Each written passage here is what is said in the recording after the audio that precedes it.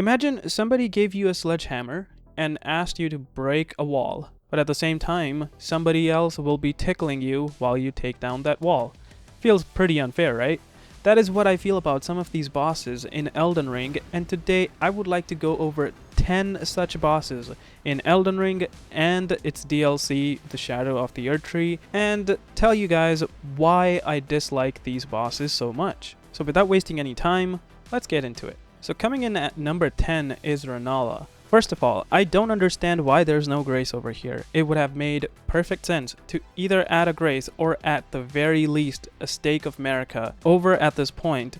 And then we come to the fight itself, which involves a very gimmicky phase 1, which is a bit boring and tedious, but it's something unique, so I'll put up with that. However, the second phase is what I have my issues with. Rennala is very spammy. She spams a lot of her spells, and you have to be constantly dodging and moving towards her. But the problem is, as soon as you get close to her, you get your 1 or 2 hits in, she jumps backwards. This arena is massive, so she can just keep on doing this over and over, and this fight just always feels like you holding down the B button to either roll or sprint towards her, and hit her once and rinse and repeat. It gets so boring and so frustrating.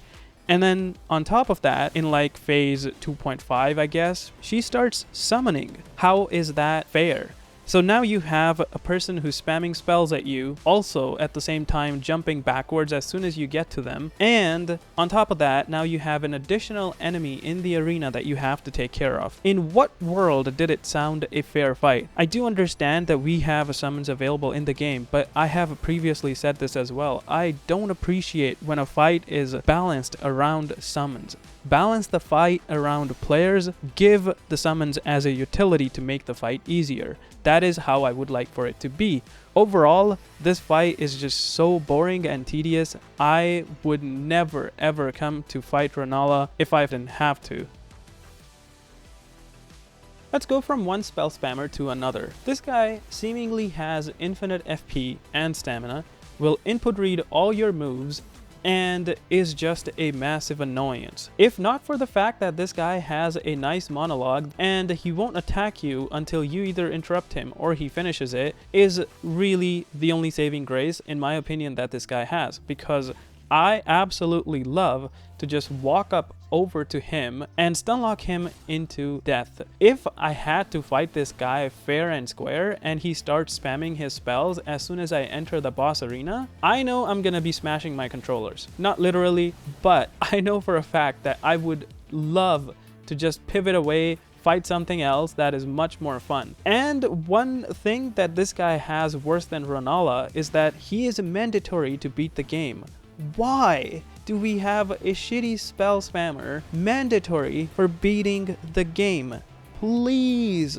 I don't want any of these NPC fights to be mandatory because, being honest, I have not seen a good NPC fight in all of Elden Ring so far. All of them are the same garbage. They will always input read you, which means they are always dodging or backstepping around, and on top of that, they have absolutely no care in the world about their stamina. And if not for the fact that you could just stunlock this guy would probably be a lot higher on this list.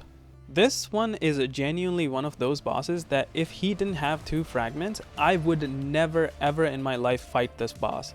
His charge attack is one of the stupidest attacks that I've ever seen because it can't grab you as soon as the attack starts. It has happened to me at least twice, and it was an absolute nightmare to deal with this guy. On top of that, he has his phase 2, and phase 2 has some really ridiculous attacks that I don't understand what they were even thinking. So he starts his phase 2 with these golden icicles falling from the sky. I still to this date do not understand how the hell can I dodge this perfectly without taking a single tick of damage. I really don't understand what they were thinking when they wanted players to dodge this attack. And then he has this stupid attack where he throws these icicles, but this time he rolls around and he shoves them in your face. It's so bullshit. You just cannot give this boss so many ridiculous attacks. Like, why couldn't that attack be just his body? Why did he need those icicles? I have fought the hippos out in the open. None of them has this phase 2 bullshit. And if I'm being honest, I actually enjoyed those fights. Despite the fact that they still have the grab attack, I think it is much more manageable because there's no golden bullshit and it's out in the open world, which means the arena is much bigger than the little cubicle that FromSoft offered us in the golden hippo fight, which is supposed to be the highest tier of the hippo because this is the special one. However, I genuinely feel like this is the least special one that should not get any attention. Gank fights are never fair, but at the same time, why do we have to make a gank fight, again, a mandatory boss fight? It is ridiculous to even expect a player to fight 5 NPCs without having the help of another NPCs. Now obviously you can have 2 NPCs to help you if you finish up their quest, and on top of that you can also summon, but this fight is just stupid. I absolutely hate this fight. I've already said why Gideon sucks so much. Now imagine there's more than one of those and you have to fight them. It's not gonna be fun. Now luckily, Gideon is not in this fight, otherwise this probably would have also gone a little bit higher on the list. But if you are a completionist and you decide to finish all the quests in the game, you will end up fighting 5 NPCs. You can have 2 in your favor, but these 5 are just a bit unfair. They have ranged attacks, they do a shit ton of damage. This fight is absolutely ridiculous. I would never personally do anything more than a 1v2 if I had to fight this boss without summons, which thankfully you can do that. Also, a quick honorable mention to Fia's Champ's final fight, in which you have to go up against 3 NPCs.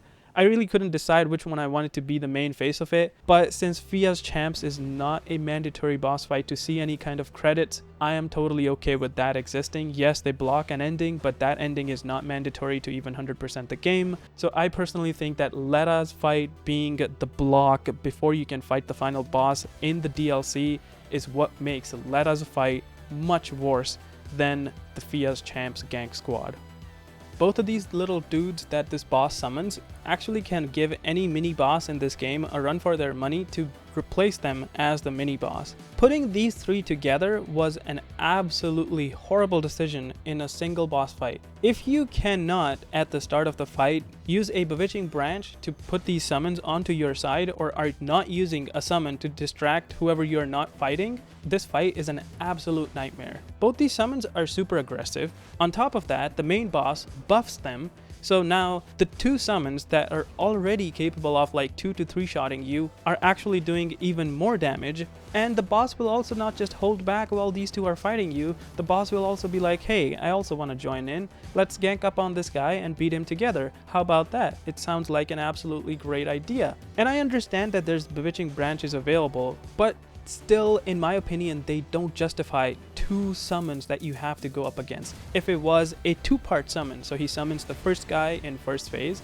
and then after maybe half of his HP he summons the second guy. No, instead you get to face both of them along with the boss at the very start of the fight.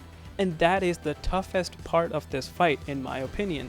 The boss itself isn't even that hard, which is why for me this boss is actually one of my least favorite, because he carries a pseudo difficulty. He's not actually difficult, he's been made difficult using an absolutely shit mechanic that I can never support. Now, speaking of shitty mechanics that I can't support, one that I definitely hate is summoning. Now, how about we also give the boss an ability to teleport away? That is Mr. Jory. He can teleport away from you, he will summon, and on top of that, he has ranged attacks. This is a recipe to be a boss on this list. Now, his summons are, to be fair, weaker than Commander Niall's summon, because you can definitely 1 to 2 shot these guys, but the fact that he can summon them again and again and again, and he can summon more than 1 every single time he does summon them, is ridiculous. This is again a fight where the actual boss isn't hard, but there's an added extra step that adds a stupid difficulty, which is unfair, and the only purpose of that part is to annoy you, frustrate you, or make you use something that they have put in the game, which is the summons. Yet again, you are being forced to use the summons. I hate that. I don't like that I am being forced to use something. This guy apparently can be backstab looped or something, but my skill does not allow me to do that. And even if I can, one missed backstab and I'm dead. There's just no escaping this. This is why this boss is extremely ridiculous. Please change something about this. If he has his summons, maybe the boss can just chill in the background. He doesn't need to attack.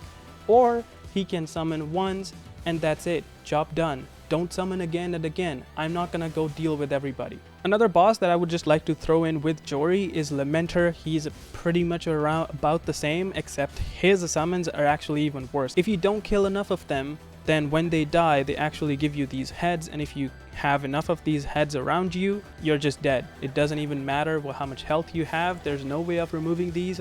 You are just dead. Absolutely garbage boss fights. Please move away from the summon scenarios.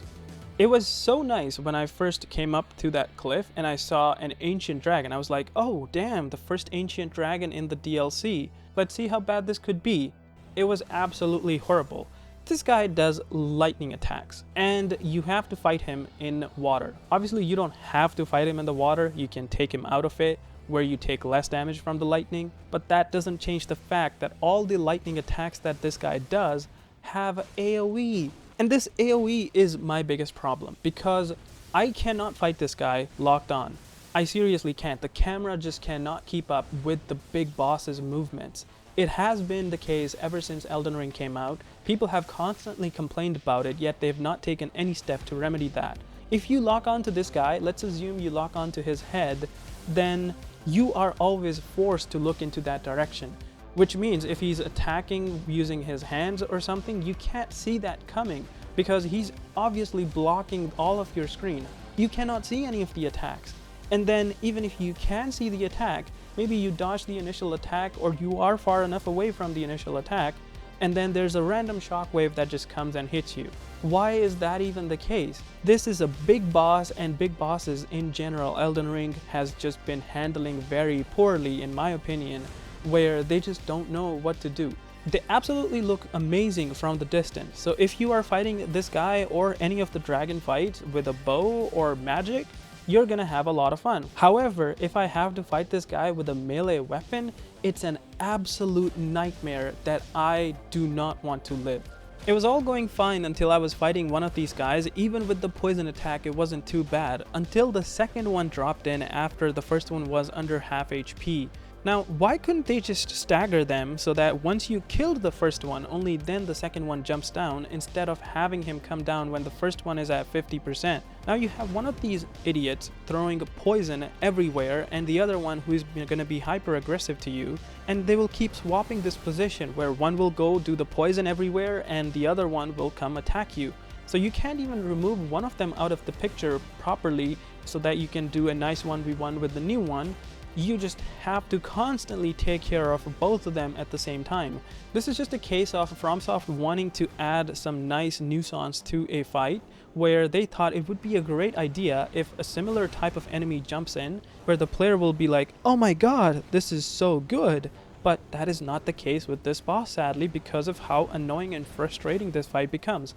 Obviously, they put a summon sign right outside the fog gate. So now you have a choice. Either summon that guy, give the boss 60% more HP, or don't summon that guy and fight both of these guys at the same time. What are you gonna pick? You have to pick one of these options. And either way, you are gonna have a bad time. That is a tell of a bad boss in my opinion, and I absolutely did not enjoy this fight. And the dual fights in general in Elden Ring are just not done properly because a lot of the times all they did was throw in two similar looking enemies and call it a day.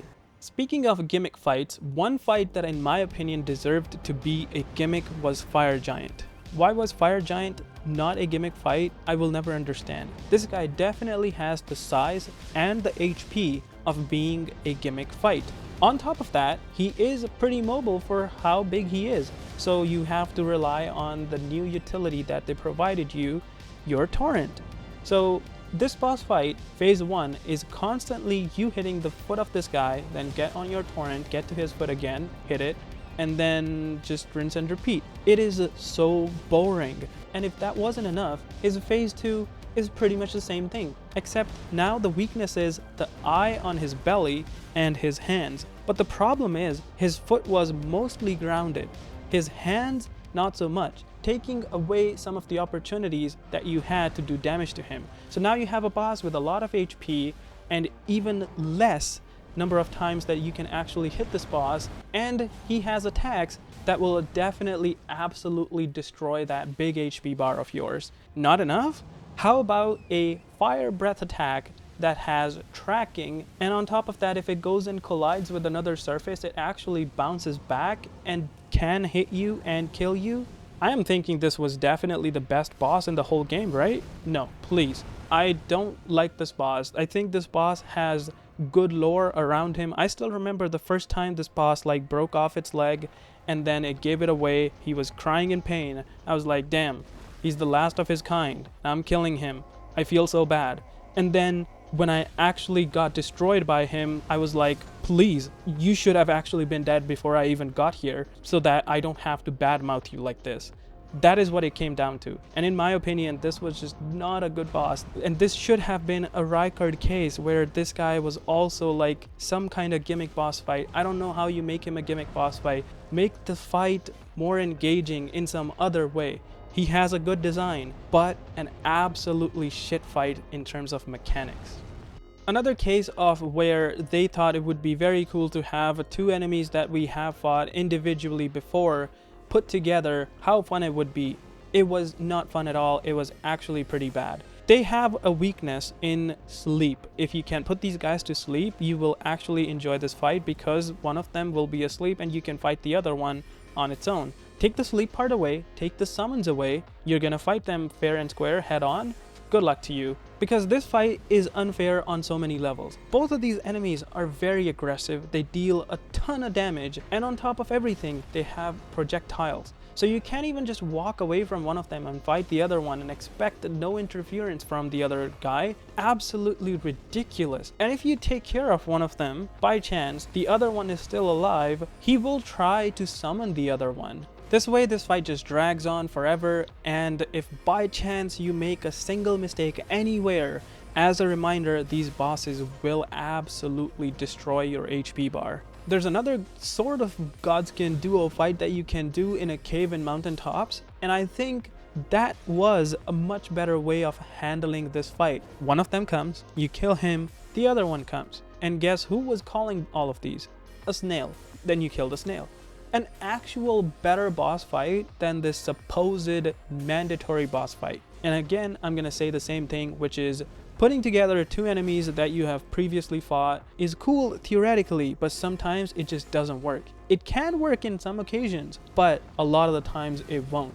I really would like to see more purpose-built duo fights where the fight is actually designed to be a duo fight from ground up, instead of just taking two enemies from the game and then putting them together and calling it a duo fight. It's the boring way of doing it, and I don't want future duo fights to be done this way. So that is a lot of negative I have said about the game. But I also want to state the fact that I absolutely love this game. There's a lot of bosses that I absolutely love, and I love fighting them over and over. This was the first game where I actually stepped into the modding scene because of how much I love fighting some of the bosses. And obviously I don't want to say I want FromSoft to not experiment, because that is what will give us a good and a bad boss fight.